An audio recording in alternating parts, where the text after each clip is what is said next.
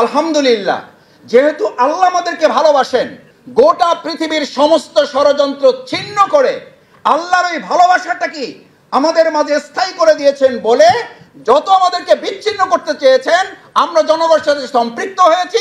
আর আল্লাহ তাদেরকে শুধু বিচ্ছিন্নই করেন নাই, দেশ ছাড়া করে দেশ থেকে পালাতে তাদের বাধ্য করেছেন। তারা আমাদের প্রিয় চট্টগ্রামকে তাদের অঞ্চলের দাবি করে তারা যে পত্রিকা এবং তাদের নিউজ চ্যানেলে যে নিউজ দিয়ে দিয়েছে, আমরা দ্ব্যর্থহীন কণ্ঠে জানাই, চট্টগ্রাম তো দূরের কথা, বাংলাদেশের 1 ইঞ্চি মাটি নিয়ে কেউ ষড়যন্ত্র করলে আমাদের মতিউর রহমান নিজামীরা জীবন দিয়েছে, আমরা জীবন বাজি রাখবো, 1 ইঞ্চি মাটি কারো কাছে ছেড়ে দেওয়া হবে না। আমার দক্ষিণবঙ্গের আলোচনা আসলে মাওলানা দেলাওয়ার হোসেন সাঈদী রাহিমাহুল্লাহ আলোচনা না করলে দক্ষিণবঙ্গের আলোচনা সফল এবং সার্থক হয় না। আল্লাহ তাআলা তাকে জান্নাতুল ফেরদাউস নসিব করুন।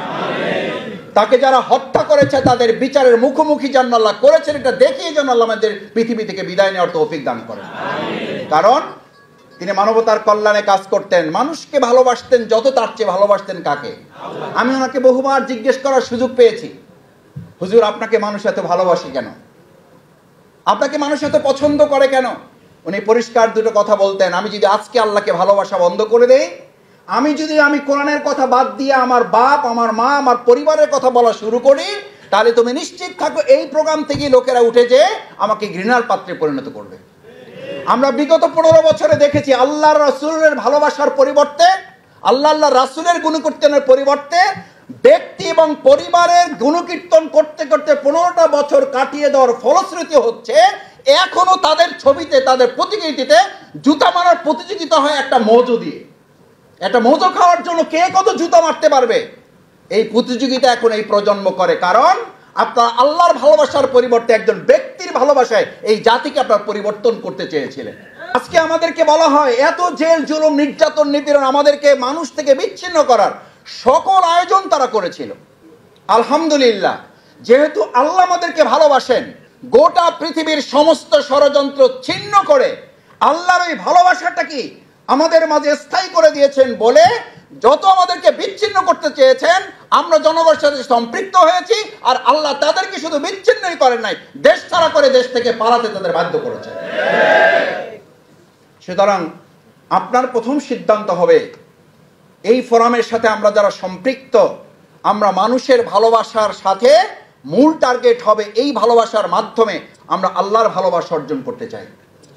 আল্লাহর ভালোবাসা যারা অর্জন করে তাদের ভালোবাসার মধ্যে দেশপ্রেম থাকে, তাদের ভালোবাসার মধ্যে আধিপত্যবাদকে মাথায় রেখে রাষ্ট্র পরিচালনা চিন্তা তারা করে না। কারণ যারা আল্লাহকে ভালোবাসে তাদের পররাষ্ট্র নীতি থাকে লা তাকশা ইল্লাল্লাহ, তারা বিদেশে বন্ধুত্ব রাখে, বিদেশে কোনো প্রভুত্ব রাখে না। সুতরাং বরগুনা ফোরামের এখানকার এই ভাইয়েরা যদি সিদ্ধান্ত নেয় আমার প্রিয় মাতৃভূমি বাংলাদেশে আমরা একজন নাগরিক হিসাবে আজকে থেকে বাংলাদেশের বাইরের সমস্ত রাষ্ট্র আমাদের বন্ধু থাকবে, একজন প্রভুকেও আর আমরা মেনে নেব না। কিন্তু বিগত 15 বছরে কি করা হয়েছে? বিগত 15 বছরে আমাদেরকে কথা জানানো হয়েছিল, প্রকাশ্যে সংবাদ সম্মেলন করে বলা হয়েছে নির্বাচন হতে হবে, নির্বাচন আমাদেরকে যেতে হবে, না হলে আমাদের রাষ্ট্র বিঘ্নিত হবে, স্বাধীনতা বিঘ্নিত হবে।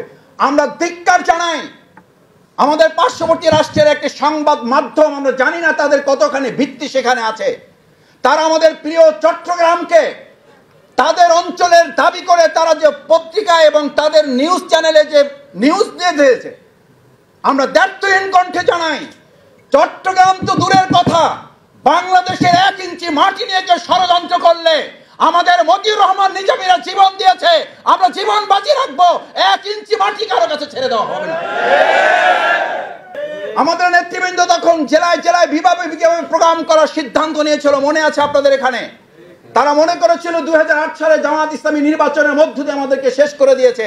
কিন্তু তারা যখন দেখলো জামাত ইসলামীর সৎ যোগ্য দেশপ্রেমিক নেতৃবৃন্দ মাঠে নামার পর লক্ষ লক্ষ জনতা আমাদের সেই সমাজ বিভাগগুলোতে হাজির হয়ে এই দেশপ্রেমের পক্ষে অবস্থান নিয়েছে, তখনই সরকার সিদ্ধান্ত নিয়েছিল এই নেতৃত্বকে বাঁচিয়ে রেখে বাংলাদেশের 1 ইঞ্চি মাটিকে আর বাইরের জগতের কাছে ছেড়ে দেওয়া যাবে না।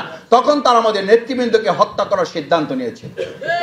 আমরা পরিষ্কার বলতে চাই, আমাদেরকে হত্যা করা চায়, বাংলাদেশের 1 ইঞ্চি মাটিকে বিক্রি করে দেওয়া যায় না।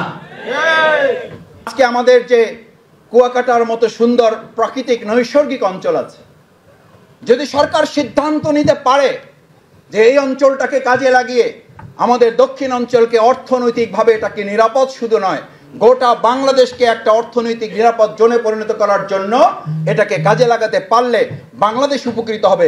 সেই জায়গায় বরগুনা ফোরাম আজকে এখানে আমরা যারা আছি, আমরা সরকারের কাছে অনুরোধ করতে চাই, আহ্বান জানাতে চাই, যেন এই সুন্দর নৈসর্গিক জায়গাটাকে কাজে লাগিয়ে ভবিষ্যতে একটা সুন্দর নিরাপদ এবং অর্থনৈতিক অঞ্চল গড়ার জন্য এখানে যেন সিদ্ধান্ত গ্রহণ করা হয়।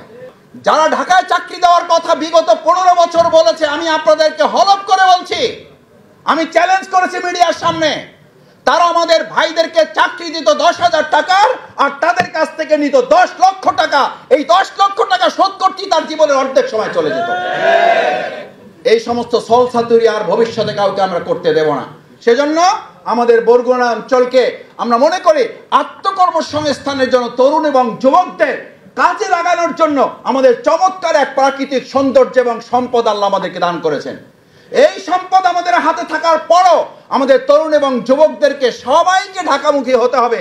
আমরা সেই জায়গা থেকেও সরকারের দৃষ্টিভঙ্গি পরিবর্তন করে আমাদের দক্ষিণ অঞ্চলকে, যারা বলেছিলেন পদ্মা সেতু হয়েছে আর কোনো সমস্যা নেই, আরে ভাই পদ্মা সেতু হওয়ার পরে তো আমাদের যে সম্মান হবে, তার আগে পদ্মা সেতুতে দুর্নীতি করে আমাদের বরিশাল অঞ্চলকে শুধু নয় গোটা বাংলাদেশকেই তো আপনি একটা কলঙ্কের অধ্যায় আমাদেরকে ঠেলে দিয়েছেন। পদ্মা সেতুর কথা আসলে সম্মানের কথা আসে পরে, আগে আসে কলঙ্কের কথা, আগে আসে দুর্নীতির কথা। কারণ এই পদ্মা সেতু আপনিই করেছেন, আপনার নাকি বাপের টাকায় করেছেন। জাতি জানতে চায় বাপের টাকা কোথায় পেয়েছেন? এই টাকা আপনি ব্যাংকগুলো থেকে ডাকাতি করেছেন, মানুষের পকেটের টাকা ডাকাতি করেছেন। মানুষের টাকায় তৈরি করা পদ্মা সেতু বাপের টাকায় বলে তার জাতি, সেটা আরেকটা প্রতারণা। এই প্রতারণার ভবিষ্যতে মানা হবে না। সেই জন্য পদ্মা সেতু বাংলাদেশের মানুষের কল্যাণে নিবেদিত করার লক্ষ্যে আমাদের দক্ষিণ অঞ্চলে আমাদের ভাইদের জন্য, আমাদের বন্ধুদের জন্য, আমাদের বোনদের জন্য, আমাদের তরুণ যুবকদের আত্মকর্মসংস্থানের জন্য ওই এলাকাতেই আমি মনে করি সরকারের অনেক প্রকল্প গ্রহণ করার ইতিমধ্যে তারা চিন্তা করেছেন। সেই চিন্তার রাজ্যে আরো বেশি সুদূর প্রসারী পরিকল্পনা গ্রহণ করতে পারলেই আশা করি আজকে বাংলাদেশে তরুণ যুবকদের যে আত্মকর্মসংস্থানের সুযোগ করা উচিত। আমাদের আমিরে জামাত ডক্টর শফিকুর রহমান পরিষ্কার করে বলেছেন, আমাদের একজন যুবক একই সাথে সার্টিফিকেট অর্জন করবে, একই সাথে সে কর্মসংস্থানের অর্জন করবে, তাকে দাঁড়ে দাঁড়িয়ে ঘুরে বেড়াতে হবে না।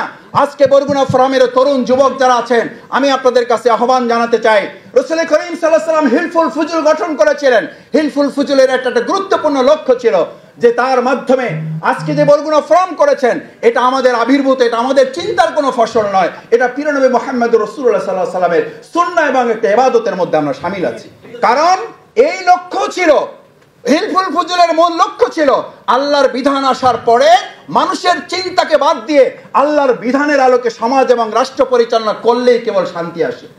আজকে যারা ব্যক্তি এবং চিন্তার সংস্কারের মাধ্যমে রাষ্ট্র সংস্কার করতে চান, বরগুনা ফোরামের আহ্বান থাকবে, হিলফুল ফুজুলের চূড়ান্ত সফলতা এসেছে ইসলামের বাণী এবং ওহীর বিধানের আলোকে সমাজ রাষ্ট্র সংস্কার করার পরেই জাহিলি মদিনা সোনার মদিনা হয়েছে।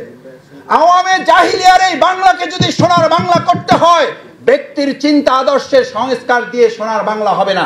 সোনার বাংলা করতে হলে আমাদের আইমে জাহিলিয়া যুগের আজকের আওয়ামী জাহিলিয়ার যে 15 বছরের পরিবর্তন, সেই সংস্কার কেবল রাসূল সাল্লাল্লাহু আলাইহি ওয়াসাল্লাম যেমন করেছিলেন, তার সেই হিলফুল ফুজুলের পরিবর্তিত সংস্করণ ভার্সন যে রিফরমেশন, সেটা ছিল ওহীর বিধানের আলোকে। আসুন সেই ওহীর বিধানের আলোকে আমরা নিজেদেরকে পরিবর্তন করি। প্রিয় মাতৃভূমি বাংলাদেশকে পরিবর্তনের সিদ্ধান্ত নিলেই কেবল আমরা আমাদের পরিপূর্ণ সংস্কার এবং সফলতার দিকে ধাবিত হতে পারবো।